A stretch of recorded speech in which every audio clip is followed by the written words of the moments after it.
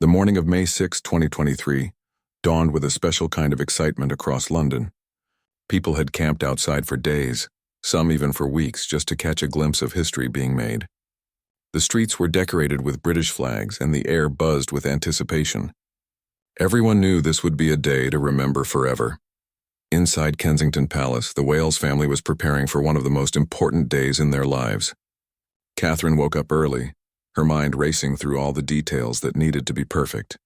She had been planning for this day for months, making sure every small thing was just right. Her ivory silk dress hung carefully in her dressing room, a beautiful creation by Sarah Burton that took weeks to make. The embroidery on the dress told a story of British flowers and symbols, each stitch placed with care. William was in his own room, being helped into his formal ceremonial robes. The deep red velvet felt heavy on his shoulders, a physical reminder of the responsibility he carried. He looked at himself in the mirror and thought about his grandmother, Queen Elizabeth, who had worn similar robes 70 years ago at her own father's coronation. Today he would watch his father become king, and one day he would stand where his father stood. The children were the most excited of all.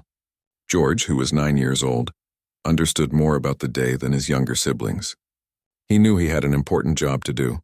He would be one of the pages of honor, walking in the procession and helping carry his grandfather's robes. His mother had explained to him many times how special this was, how he needed to walk slowly and carefully, keeping his head up and his steps steady. Charlotte, who was 8, twirled in her beautiful white dress with silver embroidery. She loved dressing up, and today she got to wear a special headpiece made just for her. She practiced her curtsy over and over in front of the mirror, making sure it was perfect. Her nanny smiled and told her she looked like a princess from a fairy tale. Little Louis, only 5 years old, was full of energy as always. He didn't completely understand why everyone was so serious, but he knew it was important. His mother had talked to him many times about being on his best behavior. She explained that there would be cameras everywhere, and millions of people would be watching. Louis promised he would try his best to sit still, even though that was always hard for him. The palace staff moved through the rooms like a well-rehearsed dance. Hairdressers, makeup artists, and dressers worked quickly but carefully. Every button had to be perfect, every hair in place. Catherine's hairstylist worked on creating an elegant updo that would support her formal headpiece. The look needed to be timeless, something that would look beautiful in photographs for generations to come. Outside, security teams did their final checks. The route from Kensington Palace to Westminster Abbey had been planned down to the smallest detail. Police officers stood at every corner, and security personnel watched from rooftops. The safety of the royal family was the top priority, but they also wanted the public to feel close to this historic moment. As the morning progressed, Catherine helped the children one last time. She straightened George's collar and reminded him to stand tall. She adjusted Charlotte's headpiece and kissed her forehead. She held Louis's hand and looked into his eyes, reminding him gently that today was about Grandpa becoming king, and everyone needed to show respect and love. William joined his family, and for a moment, they stood together in the palace drawing room. The photographer captured this quiet moment before the storm of the day ahead. William looked at his wife and children with pride. Catherine met his eyes and gave him a small, reassuring smile. They had been through so much together, and today they would face this historic moment as a family. The call came that it was time to leave. The cars were ready, positioned perfectly outside the palace doors. The timing had to be exact. They couldn't be early, and they certainly couldn't be late. Every minute of the day had been planned months in advance. Catherine took one last look at herself in the mirror. She touched the pearl and diamond earrings that had belonged to Princess Diana, William's mother. Wearing them today felt right, like Diana was there with them in spirit. She adjusted her dress one final time and took a deep breath. The children lined up as they had practiced. George stood tall, trying to look grown-up and responsible. Charlotte held her small purse carefully. Remembering all the instructions she had been given, Louis held his father's hand tightly, suddenly feeling a bit nervous about all the attention. The palace doors opened, and the family stepped out into the spring morning. The sun broke through the clouds at just that moment, as if the weather itself was celebrating. The staff who had worked so hard that morning stood respectfully as the family passed, many feeling emotional about the significance of the day. William helped Catherine into the car, making sure her dress didn't catch on anything. The children climbed in carefully, mindful of their special clothes. The car doors closed, and suddenly the noise of the preparation faded. Inside the car, it was quiet except for the soft hum of the engine. As the car began to move, Catherine looked out the window at the crowds already gathering along the route. People waved flags and held up their phones to take pictures. Children sat on their parents' shoulders, hoping for a better view. The love and excitement of the people touched her heart. The journey to Westminster Abbey had begun. The most important ceremonial day in decades was underway, and the Wales family was ready to play their part in history. The car moved smoothly through the streets of London, heading toward the ancient abbey where kings and queens had been crowned for nearly 1,000 years. The royal car glided through the streets of London, flanked by mounted guards on beautiful horses. The horses' coats shone in the morning light, their bridles polished to perfection. The guards sat straight and proud, their ceremonial uniforms spotless. This procession had been practiced many times, but today it mattered more than ever. Inside the car, George pressed his face closer to the window, watching the crowds. He had never seen so many people in his life. They lined both sides of the street, sometimes 10 or 15 people deep. British flags waved everywhere, creating a sea of red, white, and blue. Some people had painted their faces with the flag colors. Others wore crowns made of paper or plastic. Catherine noticed a little girl in the crowd, maybe 4 years old, wearing a princess dress and holding a small British flag. The girl's face lit up with pure joy when she saw the royal car pass. Catherine smiled and gave a small wave, knowing that this moment would be a memory that little girl would treasure forever. She remembered being young herself, watching royal events on television, never imagining she would one day be part of them. Charlotte sat between her brothers, her hands folded neatly in her lap as she had been taught. She looked out the window with wonder, taking in every detail. The buildings along the route were decorated with golden crowns and royal symbols. Banners hung from windows, and people had gathered on balconies to watch from above. Some buildings had special viewing stands built for the occasion, filled with people in formal dress. Louis started to get restless, his legs swinging slightly. William noticed and placed a gentle hand on his son's knee, a quiet reminder to stay calm. Louis looked up at his father and smiled, then tried to sit even more still. He wanted to make his papa proud today. The car turned onto the Mall, the grand ceremonial road that leads to Buckingham Palace. This street had been transformed into something magical. Enormous flags hung from tall poles on both sides of the road. Flowers decorated every surface, their colors bright and cheerful. The trees that lined the street seemed to stand at attention, like natural guards honoring the occasion. Through the car windows, the family could hear the distant sound of church bells. All across London, church bells were ringing in celebration. The sound echoed through the city, a joyful noise that had marked important moments in British history for centuries. William felt a chill run down his spine. This was real. This was history happening right now. Catherine's thoughts drifted to her own family. She knew her parents, Carol and Michael, were already at the Abbey, seated in their special places. She thought about how far she had come from her childhood in Berkshire, how her life had changed in ways she never could have imagined. Her sister Pippa and brother James would also be watching, proud of how she had grown into her role. The car passed Buckingham Palace, where more crowds had gathered. The palace looked magnificent, its stone facade glowing in the morning light. The royal standard flag flew from the roof, indicating that members of the royal family were in residence. Later today, after the coronation, the balcony of this palace would be the scene of another historic moment. When the newly crowned king would greet his people, George was thinking about his role in the ceremony. He had practiced walking with the other pages many times, but he still felt nervous. What if he tripped? What if he walked too fast or too slow? His mother seemed to sense his worry. She reached over and squeezed his hand gently, giving him a look that said everything would be fine.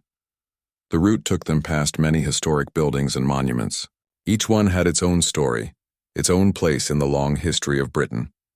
The Houses of Parliament stood proud along the Thames, Big Ben's clock face showing that time was moving steadily toward the ceremony's start.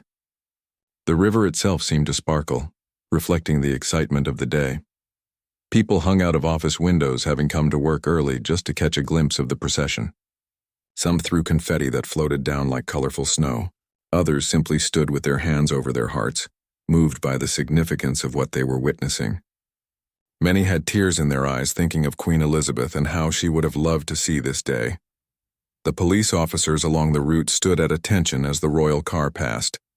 They had been briefed extensively about security, but even they couldn't help but feel the magic of the moment. This was why they had joined the force, to be part of something bigger than themselves, to serve their country and protect its traditions. As they got closer to Westminster Abbey, the crowds became even thicker.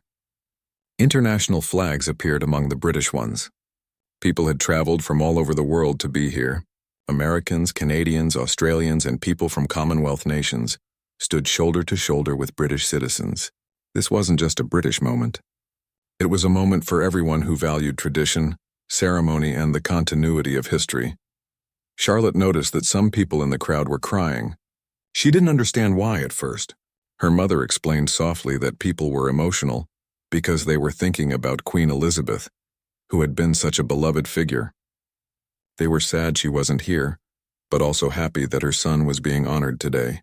Charlotte nodded, understanding better now. The ancient walls of Westminster Abbey came into view.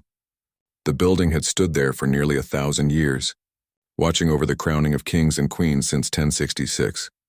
Its Gothic spires reached toward the sky, and its stone walls held countless stories. Every British monarch since William the Conqueror had been crowned here except for 2. Today would add another chapter to that incredible history. The car slowed as it approached the Abbey. Through the windows, the family could see other dignitaries arriving, world leaders and royalty from other nations. Everyone was dressed in their finest ceremonial clothes. Military uniforms glittered with medals. Women wore elegant gowns and spectacular hats. The scene looked like something from a history book coming to life. William took a deep breath. In a few moments, they would step out of the car and into the eyes of the world. Billions of people were watching on television and online.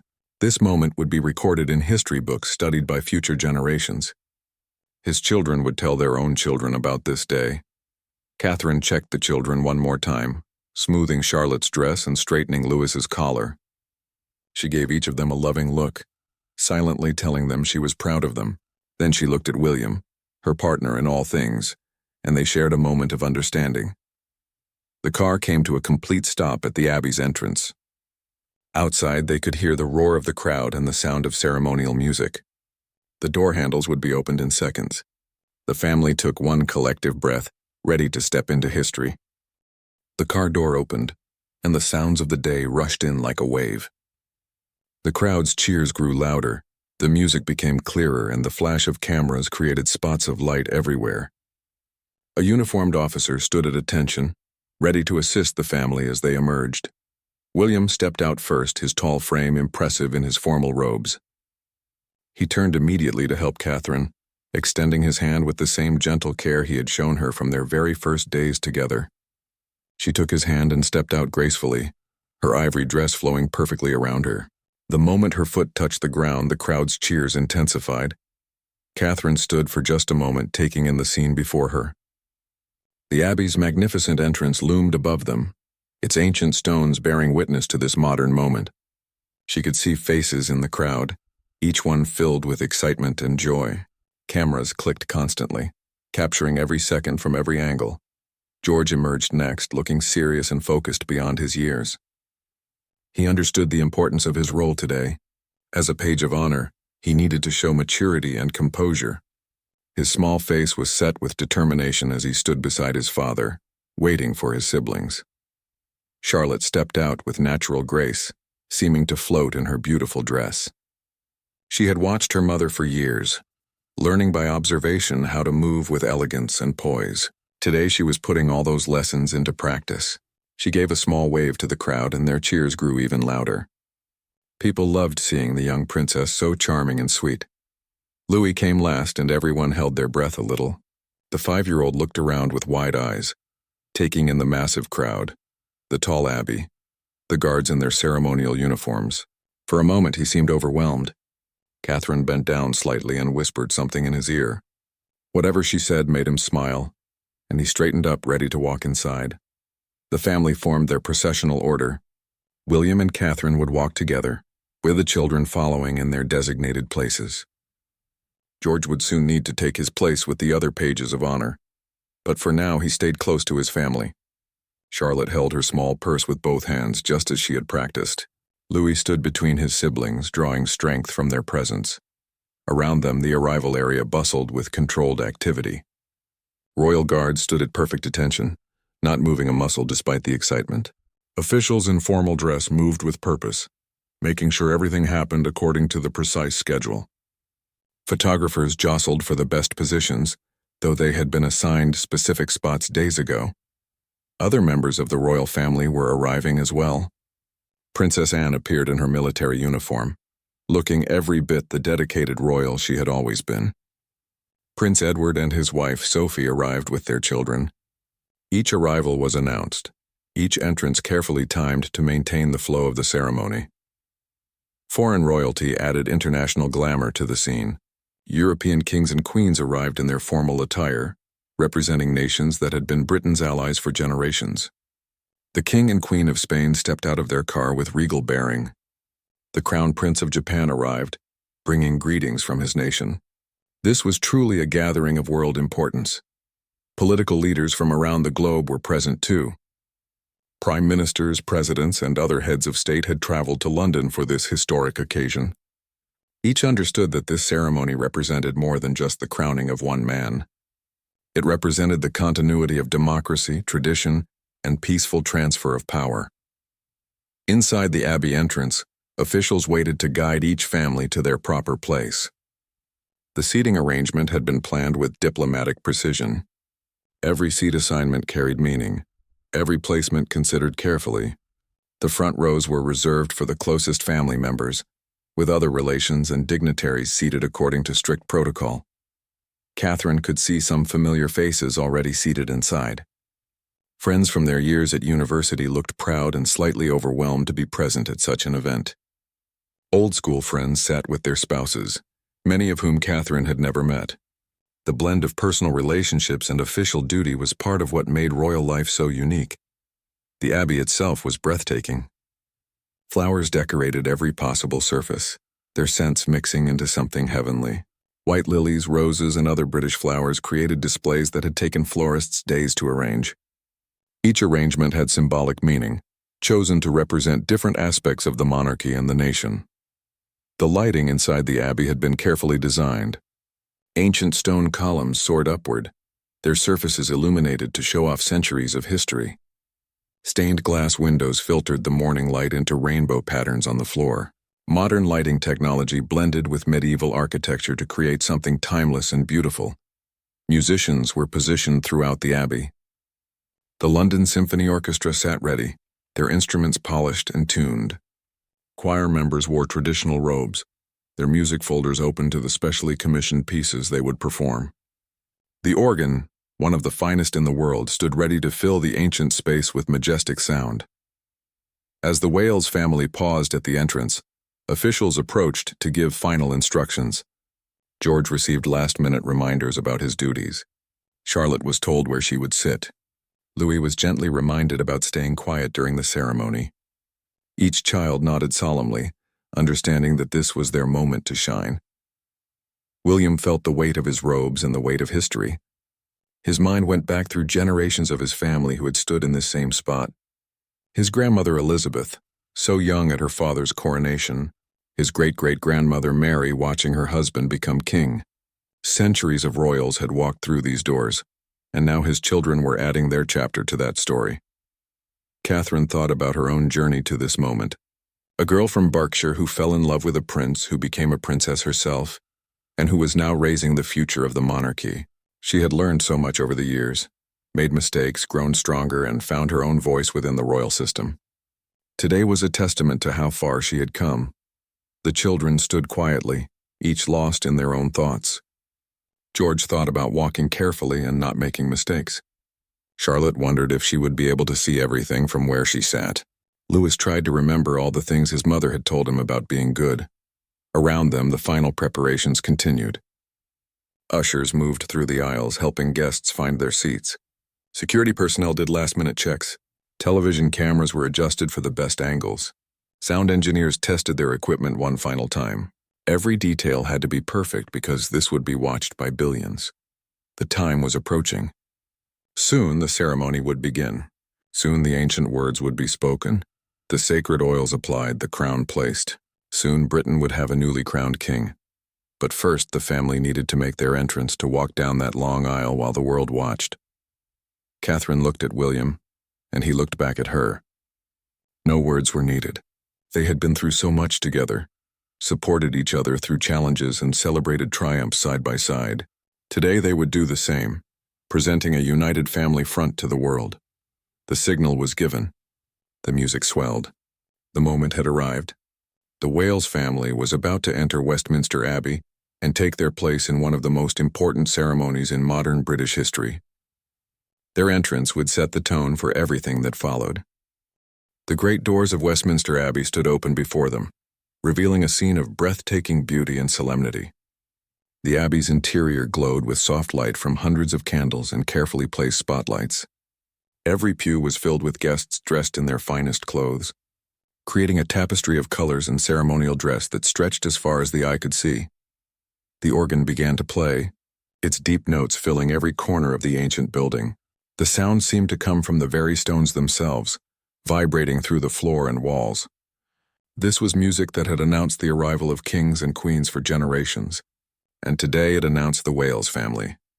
William and Catherine began their walk down the aisle, moving at the measured pace they had practiced. Every step was deliberate, every movement watched by thousands of eyes in the Abbey and billions more around the world. Catherine kept her head high, her expression serene, though her heart beat fast with the significance of the moment. George had separated from his family now, taking his place with the other pages of honor. He stood with boys from other noble families, all chosen for this special role. They wore matching uniforms of red and gold, looking like something from a painting of centuries past. George took his position in line, his young face serious with concentration. The other pages included Lord Oliver Cholmondeley, twin sons of the Duke of Westminster, and Nicholas Berkeley, son of the king's goddaughter. These boys had trained together for weeks, learning exactly how to move, where to stand, and how to handle the king's heavy robes. Now they stood ready, each knowing his part in the ancient ritual. Charlotte walked with her parents, her small hand occasionally touching her mother's dress for reassurance. She looked around with wonder at the magnificent abbey. The stained glass windows showed stories from the Bible in brilliant colors. Stone carvings of angels and saints looked down from the walls. The vaulted ceiling soared so high it seemed to touch heaven itself. Louis walked carefully, trying hard to be good as he had promised. He could feel all the people watching him, could sense the importance of the moment even if he didn't fully understand it. His parents had told him this was about Grandpa becoming king, and he wanted to make Grandpa proud. As they progressed down the aisle, Catherine could see familiar faces among the guests. There was the Prime Minister Rishi Sunak with his wife. Foreign leaders she had met at state dinners smiled and nodded as she passed. Members of the aristocracy, some descended from families older than the monarchy itself, watched with approval. The Commonwealth was well represented too. Leaders from Canada, Australia, New Zealand, and nations across Africa, Asia, and the Caribbean had traveled to be present. The Commonwealth represented a third of the world's population, and their presence here showed the global reach of the British monarchy. Religious leaders from many faiths sat together, showing the modern monarchy's inclusive approach. The chief rabbi, the Archbishop of Canterbury, Muslim imams, Hindu leaders, and Buddhist monks had all been invited. This coronation would acknowledge Britain's religious diversity while maintaining its traditional Christian ceremony. Military uniforms added splashes of color throughout the congregation. Generals and admirals wore dress uniforms covered with medals earned in service to the nation. Some of these medals represented campaigns in wars long ago, conflicts that were now history but still remembered. The military had always been closely tied to the monarchy, and their presence honored that bond. The choir began to sing as the family walked, their voices rising in perfect harmony. The sound was ethereal, almost otherworldly. These were some of the finest singers in Britain, chosen for their talent and trained extensively for this performance. The Latin words they sang were the same ones sung at coronations for hundreds of years. Catherine noticed her own family seated in a place of honor. Her mother, Carol, looked elegant and emotional, dabbing her eyes with a handkerchief. Her father, Michael, sat straight and proud, his expression showing how far their daughter had come. Pippa and James watched with sibling pride, knowing how hard Catherine had worked to prepare for moments like this. The Abbey's history seemed to press in from all sides. Here, kings and queens had been crowned since 1066. Here, royal weddings had joined dynasties and created alliances. Here, state funerals had mourned the passing of great leaders. The very stones were witnesses to nearly 1,000 years of British history. William's mind was focused on the ceremony ahead. Soon he would watch his father crowned King Charles III.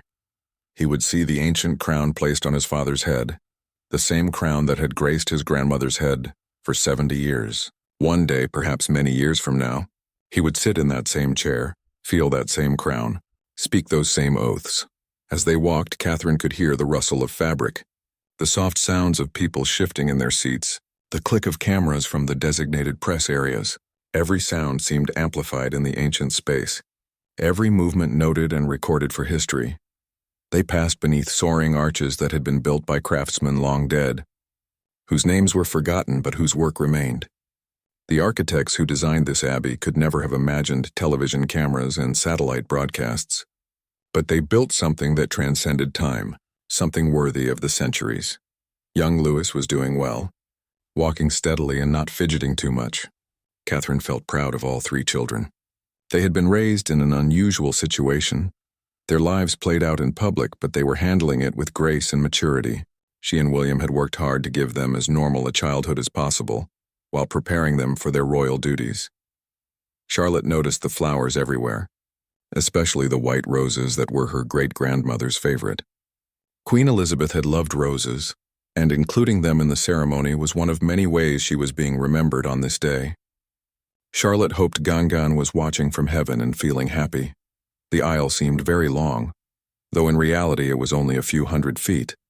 The measured pace made every second feel significant. This was not a casual walk but a ceremonial procession, each step part of a ritual that gave meaning to the moment. They were getting closer now to the front of the abbey, where the throne sat waiting. The coronation chair, made in 1296, stood ready for the king.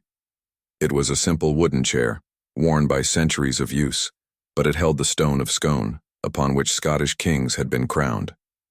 This chair connected the present king to every monarch crowned since Edward I. Other thrones sat nearby for Queen Camilla and for senior members of the royal family.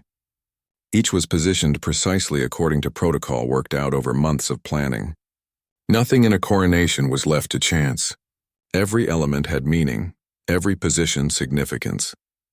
William and Catherine reached their designated places and paused. The children were guided to their seats by officials who had rehearsed these movements dozens of times. Charlotte sat where she was told, folding her hands neatly. Louis settled into his seat, looking around with barely contained excitement. George remained standing with the other pages, waiting for the moment when they would be needed. His heart pounded, but he stood still and straight, determined to do his duty well. He could feel his parents' eyes on him, could sense their pride and support. The family was in place now, part of the living tableau of British history. Around them, the abbey continued to fill with last-minute arrivals. The air buzzed with anticipation. Soon, very soon, the ceremony would begin. A hush fell over Westminster Abbey as the final guests took their seats. 2,000 people sat in complete silence, waiting. Outside, millions more lined the streets, watching on giant screens. Around the world, people gathered in homes, pubs, and public squares to witness history. The wait was almost over. The great organ filled the abbey with a fanfare that seemed to shake the ancient stones. Every head turned toward the entrance where, in moments, King Charles and Queen Camilla would appear.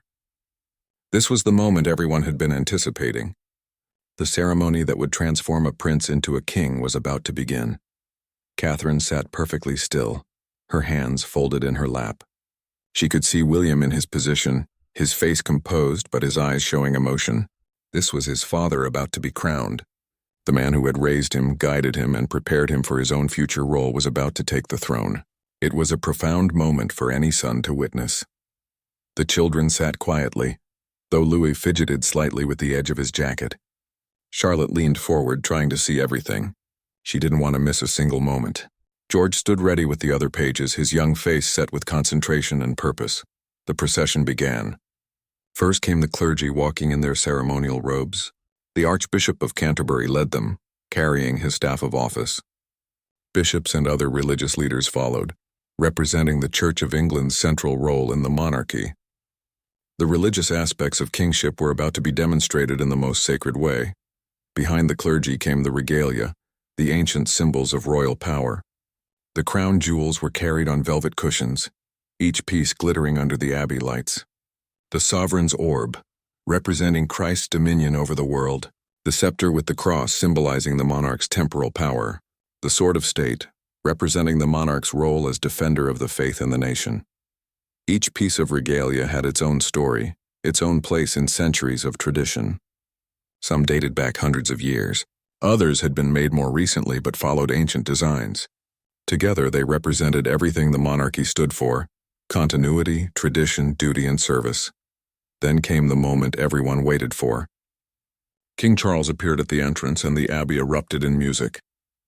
The choir sang with full voice, their words echoing through the vast space. The organ played with power and majesty. The sound was overwhelming, designed to announce a king. Charles walked slowly with Queen Camilla beside him. His face showed the weight of the moment. He had waited his entire life for this day, longer than any heir in British history. Now at the age of 74, he was about to be crowned. His expression mixed solemnity with emotion, duty with humanity. Camilla walked with grace and dignity, supporting her husband through this momentous occasion. She wore a gown by Bruce Oldfield, its embroidery representing flowers from all corners of the United Kingdom. On her head she wore a magnificent crown, modified from Queen Mary's crown to include diamonds with less controversial history. As Charles passed his family, Catherine saw him glance toward William and the children. For just a moment, the formal ceremony gave way to personal feeling. A grandfather seeing his grandchildren dressed for this occasion, a father seeing his son ready to support him. The look lasted only seconds, but it spoke volumes.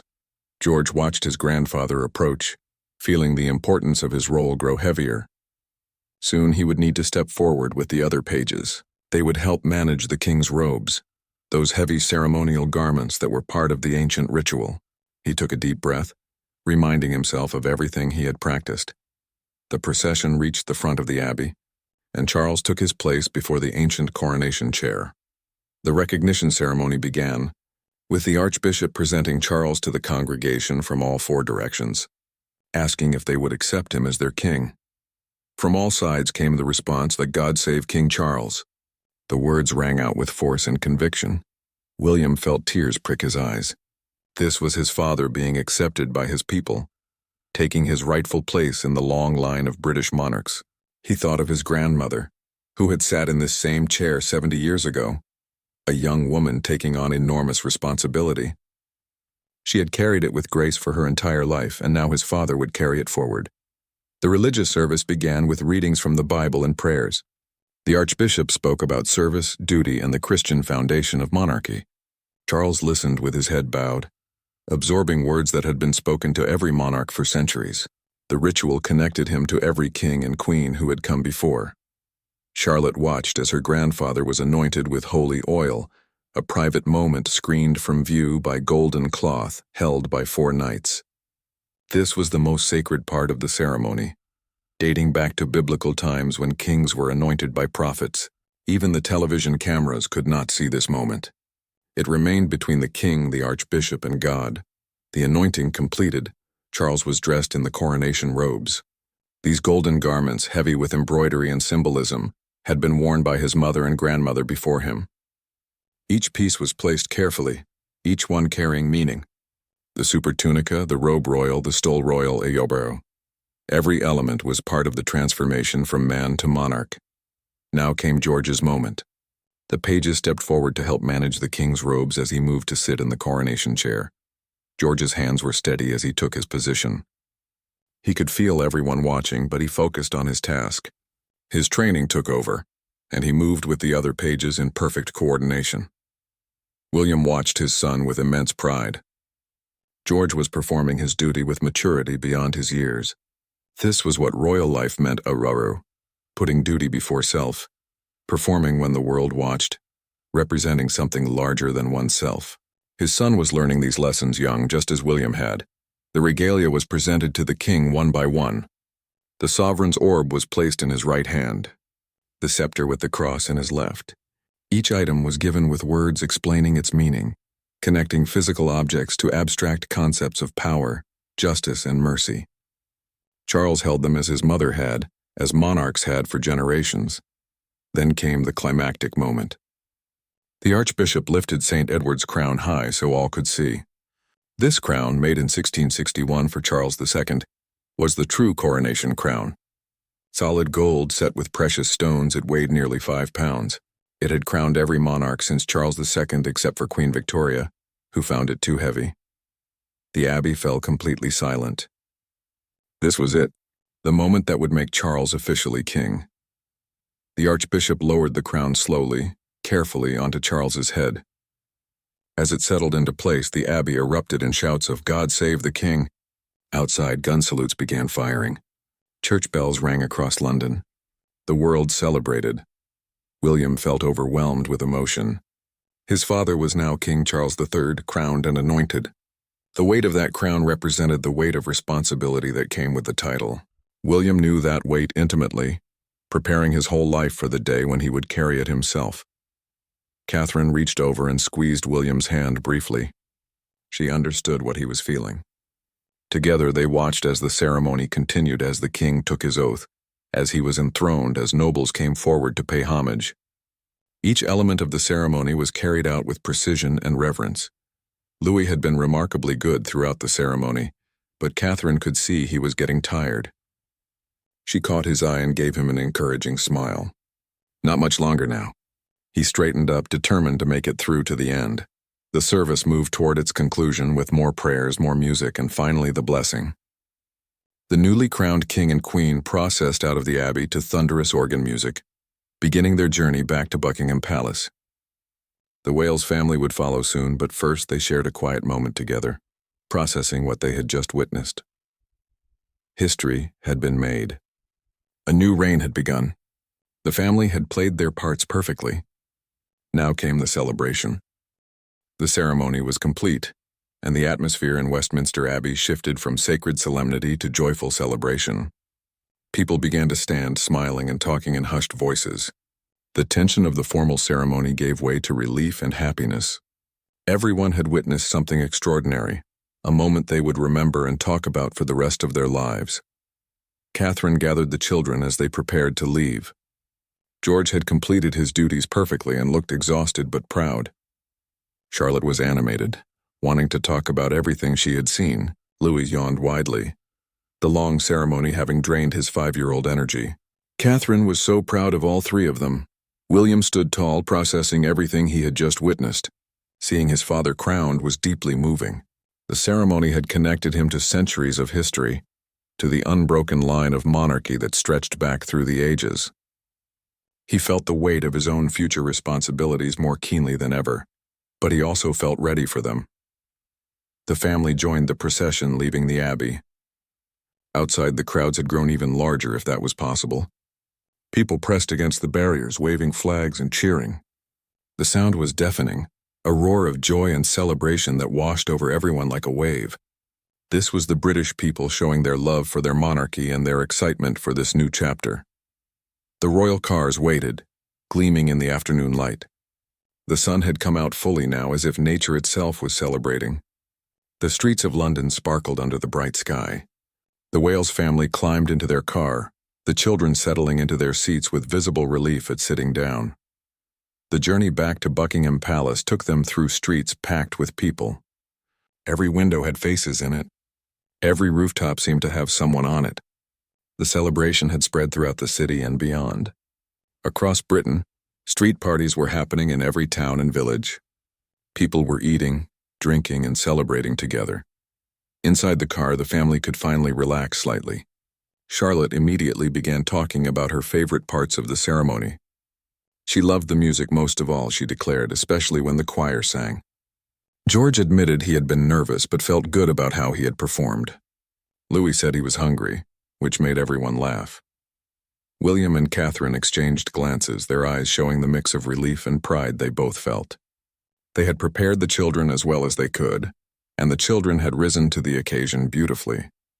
This was what being royal meant, Owain performing under pressure, representing the family with dignity, and making it look easy even when it was hard. The car passed through areas decorated elaborately for the coronation. Shops had dressed their windows with royal themes.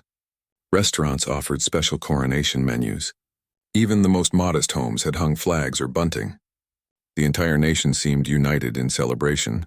Foreign visitors lined the route too, people who had traveled from around the world to be part of this moment. They waved flags from their own countries alongside British flags, showing the international significance of the occasion. The coronation was not just a British event but a global one, watched by billions and celebrated by millions. As they approached Buckingham Palace, the crowds became almost impossibly dense. The area around the palace was packed solid with people. The noise was incredible, a constant roar of voices, cheers, and singing. The British people were celebrating their new king with genuine enthusiasm and joy. The car swept through the palace gates and into the courtyard.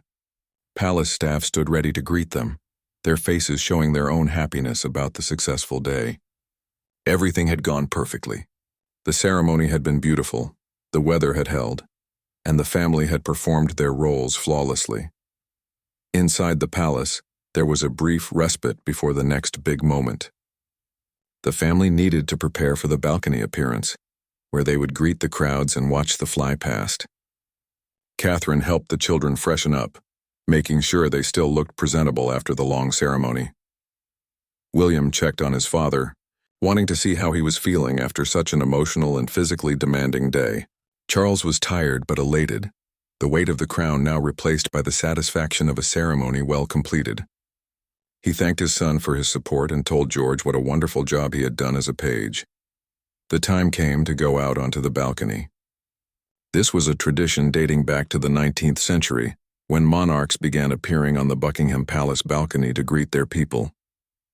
Today, the crowd outside was enormous, filling the mall from the palace gates all the way to Trafalgar Square. The family gathered in the palace room behind the famous balcony. They could hear the crowd outside, chanting and cheering. The noise was constant, a wall of sound that showed the people's excitement. In a moment, they would step through those doors and show themselves to the nation.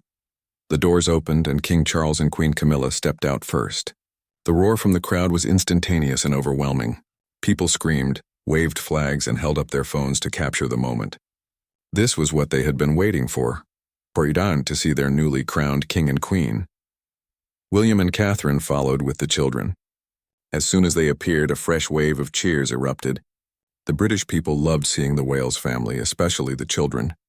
George waved seriously, Charlotte waved enthusiastically, and Louis, after a moment's hesitation, joined in with his own wave.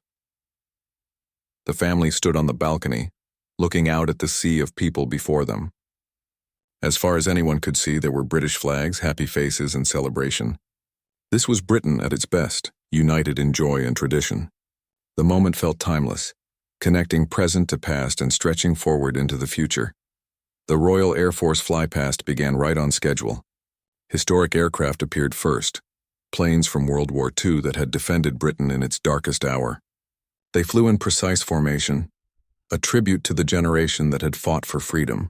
The crowd cheered and pointed, moved by the sight of these legendary planes. Modern military aircraft followed, showing Britain's continued strength and capability. The Red Arrows, Britain's famous aerobatic team, performed their signature display, leaving trails of red, white, and blue smoke across the sky. The colors of the British flag painted in the air above the palace created a perfect symbolic moment. Louis was mesmerized by the planes. He pointed and jumped with excitement, his earlier tiredness forgotten. This was something a 5-year-old could really appreciate. Catherine smiled at his enthusiasm, grateful that the day was ending on such a happy note for him. As the flypast concluded, the family waved one final time to the crowd before returning inside. The public part of the day was done. Tonight there would be private celebrations, family dinners, and quiet moments to reflect on everything that had happened. Inside the palace, away from cameras and crowds, the family could finally be themselves. The children could take off their formal clothes and relax. William and Catherine could decompress from the pressure of the day. The king could remove his heavy robes and be just a father and grandfather again. As evening fell over London, the celebrations continued outside. Street parties went on into the night. Pubs were full of people toasting the new king. Fireworks lit up the sky in cities across Britain. The nation was celebrating and the joy was genuine. In Buckingham Palace, the Wales family gathered quietly. They talked about the day, sharing their favorite moments and discussing what had impressed them most. The children were animated despite their tiredness, reliving the ceremony and their part in it. William looked at his family, his wife, his children, and felt deep gratitude. They had been through this together, supported each other, and succeeded together. This was what family meant, what monarchy meant at its best. Not just ceremony and duty, but people who cared for each other working together for something larger than themselves. Catherine reflected on how far they had all come. From university students to parents, from young royals to key members of the working royal family. Today had been about the king, but it had also been about the future. George, Charlotte, and Louis had taken their places in royal history, beginning their own journeys in public service. As the day ended, the significance of what they had witnessed and participated in settled over them. They had been part of history, part of a ceremony connecting them to centuries of British tradition. The memory of this day would stay with them forever, a moment when past, present, and future came together in perfect harmony. The coronation was complete. Long live the king. And the Wales family, having played their part perfectly, could rest knowing they had honored their family, their country, and the incredible legacy they represented.